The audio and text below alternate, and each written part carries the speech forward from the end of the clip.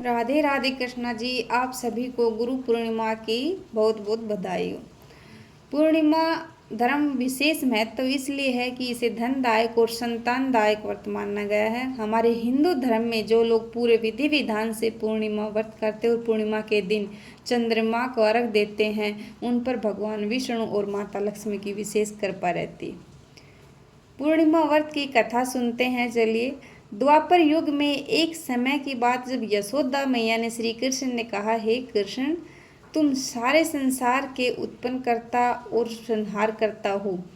आज कोई ऐसा व्रत मुझसे कहो जिसके करने से मृत्युलोक में स्त्रियों को विधवा होने का भय न रहे। यह व्रत सभी मनुष्यों की मनोकामना पूर्ण करने वाला हो। श्री कृष्ण कहने लगे, हे माता, तुमने अति सुंदर प्रश्न किया। मैं तुमसे इस ऐसे ही व्रत को सविस्तार कहता हूँ।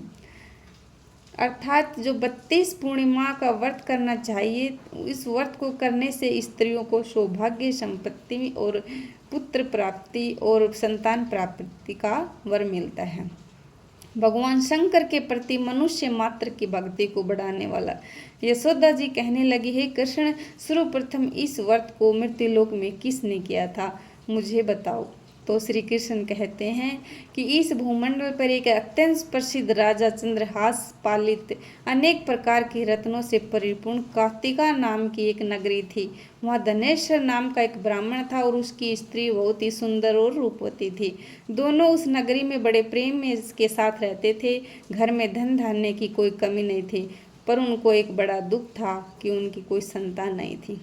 उस नगरी में एक योगी आया और वो हर घर से रोज भिक्षा मांग कर भोजन करता, लेकिन उस ब्राह्मण के घर से भिक्षा नहीं लेता। भिक्षा ले भी लेता तो वो किनारे जाकर उस भिक्षा को अलग रख देता। ये सब कार्य किसी प्रकार से उस ब्राह्मण ने देख लिया। अपनी भिक्षा का अनादर देख दुखी होकर धनेश्वर योगी से बोले, और सभी घरों से भिक्षा लेते हो परंतु मेरे घर की भिक्षा कभी नहीं लेते, इसका कारण क्या है। योगी कहने लगा कि आपके धर्म हमें इस बात की आज्ञा नहीं देता, क्योंकि अभी आप गृहस्थ जीवन में एक सुख से वंचित हो। आपके घर संतान होने पर मैं आपके घर से भी भिक्षा स्वीकार कर लूँगा। उन्होंने कहा कि जिसे संतान नहीं होती उसके घर में भिक्षा लेने से मेरे भी पतित हो जाने का भय है। धनेश्वर यह सब सुनकर बहुत दुखी हुआ और उसने हाथ जोड़कर योगी के पैरों में गिर पड़ा तथा दुखी मन से कहने लगा कि आप मुझे संतान प्राप्ति के उपाय बताइए। आप सर्वज्ञानी हैं, मुझ पर कृपा कीजिए। तब उस योगी ने कहा कि आपको चंडी की माँ की आराधना करनी है और वो आपको वर देगी। चंडी ने 16 दिन उसको सपने में दर्शन दिए और उन पति पत्नी ने उसकी आराधना की और कहा कि हे धनेश्वर, जा, तेरे पुत्र होगा, लेकिन उसकी आयु सिर्फ 16 वर्ष होगी। यह सुनकर वो बहुत दुखी हुए, पर उन्होंने यह वर भी दिया कि अगर तुम 32 पूर्णिमा का व्रत करोगे तो दीर्घायु हो जाएगा। जितने तुम्हारा सामर्थ्य हो उतने आचे के दिए जलाकर शिव जी का पूजन करना, लेकिन पूर्णिमा 32 ही होनी चाहिए।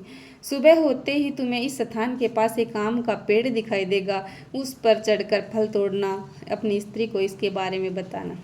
सुबह स्नान होने के बाद वह स्वस्थ होकर शंकर जी का ध्यान करके सुबह उठा और फल देखा, पर वो चढ़ नहीं पाया।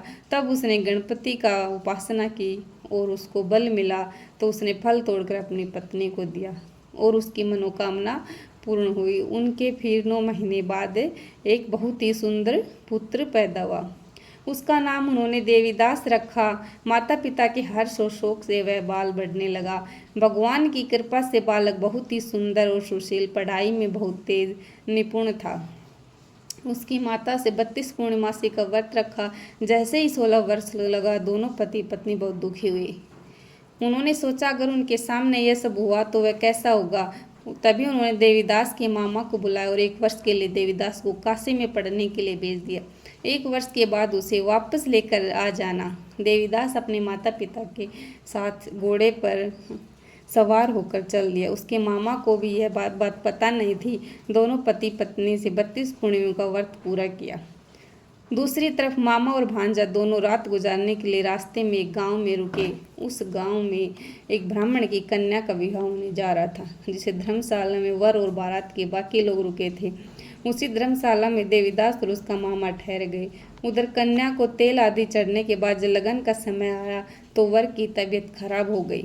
वर के पिता ने अपने परिवार वालों से विचार विमर्श करके कहा, यह देवीदास मेरे पुत्र जैसा ही है, मैं इसके साथ इसका लगन करा दूं और बाद में बाकी सारे काम मेरे बेटे के साथ पूरे हो जाएंगे। और वो ऐसा करने के लिए देवीदास के मामा से बात करने गया।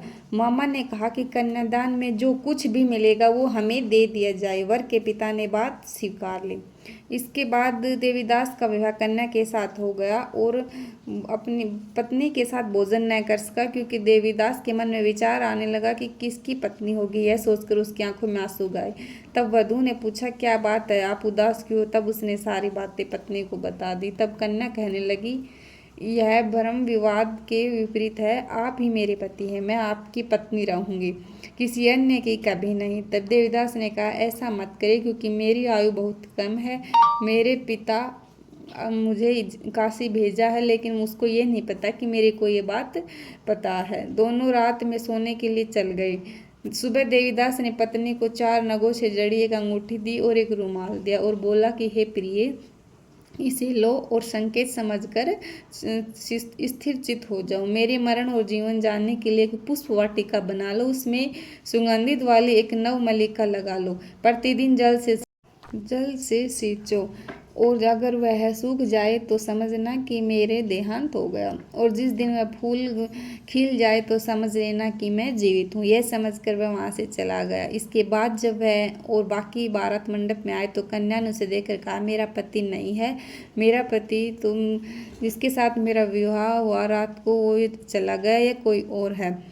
उस समय आभूषण दिए थे वो दिखाई। कन्या की सारी बातें सुनकर वहाँ से बारात अपमानित होकर लौट गई। तो भगवान कृष्ण बोले, हे माता, इस प्रकार देवीदास काशी चला गया। कुछ समय जब बीत गया तो एक सर्प उसको डसने आया, लेकिन उसको काट नहीं सका, क्योंकि उसकी माता ने पहले ही 32 पूर्णिमा का व्रत कर रखा था। इसके बाद खुद काल वहाँ पहुँचा। भगवान की कृपा से तभी वह माता पार्वती और भगवान गणेश आ गई। देवीदास को मूर्छित दशा में देखकर माता पार्वती ने भगवान शिव से प्रार्थना की, हे महाराज, इस बालक की माता ने पहले ही 32 पूर्णिमा के व्रत रख लिए, आप इसको प्राण दे। भगवान शिव ने माता पार्वती के कहने पर उसे प्राण दान दे दिए। उधर उसके माता पिता उसके काल की प्रतीक्षा कर रहे। उसकी पत्नी ने जाकर देखा कि पुष्प और पत्र दोनों ही नहीं है, तो उसको बहुत आश्चर्य हुआ। और जब उसने देखा कि पुष्प वाटिका फिर से हरी हो गई तो वो समझ गई उसका पति जिंदा है। अपने पिता से कहने लगी, हे पिताजी, मेरे पति जीवित हैं, उनको ढूंढिए। जब 16 वर्ष व्यतीत हो गए तो देवीदास भी अपने मामा के साथ काशी चल वापस इधर उसकी पत्नी के परिवार वाले ढूंढने ले जा रहे थे। उन्होंने देखा कि देवीदास और उसका मामा उधर ही आ रहे हैं। उनको देखकर उनके ससुर बहुत खुश हुए और उसे अपने घर ले आए। वहाँ सारा कुछ सोना चांदी धन धान देखकर देवीदास को और उसकी पत्नी के साथ मामा के साथ अपने गांव की ओर चल पड़े। उसके ससुर ने उसे बहुत धन दिया। गांव वालों ने देखा कि देवीदास और उसके मामा आ रहे हैं तो सभी उसके माता पिता के पास गए और बोले, तुम्हारा पुत्र देवीदास और पत्नी के साथ आ रहा। ऐसा समाचार पहले तो उनको विश्वास नहीं हुआ, लेकिन जब देवीदास को देखा तो माता पिता खुशी से उनका माथा झूमा और दोनों ने उसे अपने सीने से लगा लिया। दोनों के आने की खुशी में धन्येश्वर ने बहुत दान दक्षिणा दिया और श्री कृष्ण जी कहने लगे कि इस तरह से धन्येश्वर को 32 पूर्णिमा का व्रत का प्रभाव का फल मिला। हरे कृष्ण।